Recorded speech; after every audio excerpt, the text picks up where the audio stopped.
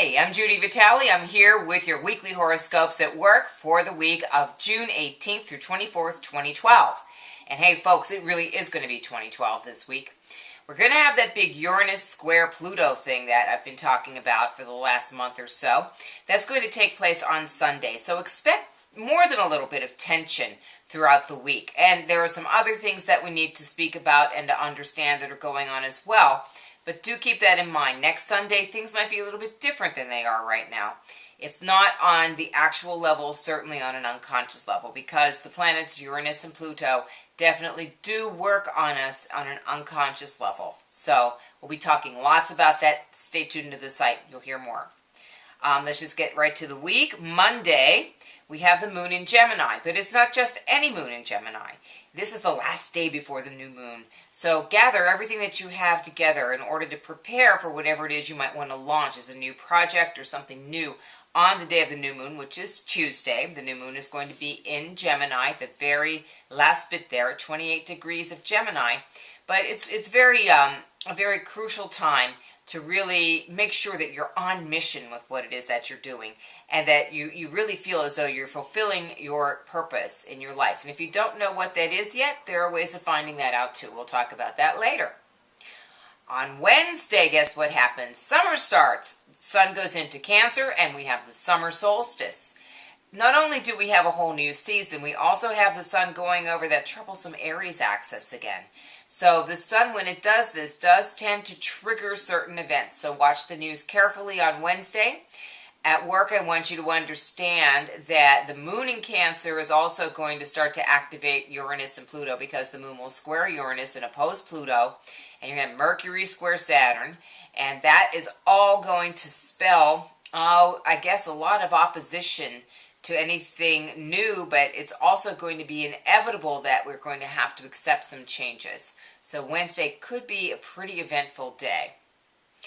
On Thursday, we're going to have a void of course moon most of the day after 12:48 p.m. Eastern time, and we're going to have Mercury square Mars. So don't get into the arguments that'll be so tempting to get embroiled in, because they're probably not going to amount to anything anyhow. So just be cool.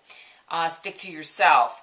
Work with the transition of taking care of others in a way where you're helping them along and taking care of others in a way where you're leading them and making them speak and work for themselves. Very important transition. Friday, that Leo moon, which is responsible for all that leadership, will be influencing us, and it'll make connections with Jupiter and Venus and Uranus. So I would say that Friday would be a really good day to get some work done as well. Now, as for the weekend, that tension is going to be building, remember. And we're also, on Saturday, though, going to have the Sun trine Neptune. So we kind of might do it in our sleep, where we don't even realize that these big things are going on. But with the Sun trine Neptune, we tend to go like, well, whatever happens, happens. And you know what? Maybe that's the best attitude to have. Because when Uranus and Pluto do square off very, very early on Sunday morning, Eastern Time, 4:14 a.m., I think that we're going to also notice, because the moon will be void, of course, that, all of the hubbub and hullabaloo isn't going to take place right away.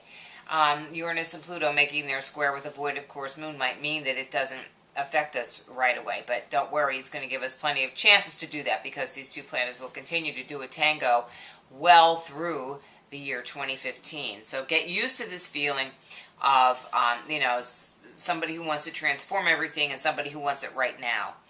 What we have to be careful of, and I think that we're seeing this in several places in the world right now, is yes, it's a good idea to want change and to make things different, but we have to be careful about what comes after that and really think about what is it that we want, to visualize what we want and to begin to implement it and find ways of implementing it before we tear down what we already have. So those are words to live by in these tumultuous times.